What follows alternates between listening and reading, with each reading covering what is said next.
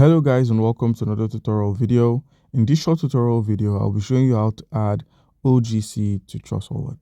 The OGC, which is the one get coin, how can you add this token to your Trust Wallet? Your first step would be to open up your browser, log on to coinmarketcap.com using the link, or simply search for OGC. Once you found the one get coin, copy its Binance Smart Chain contract address. Once it's copied, minimize and then open up your Trust Wallet.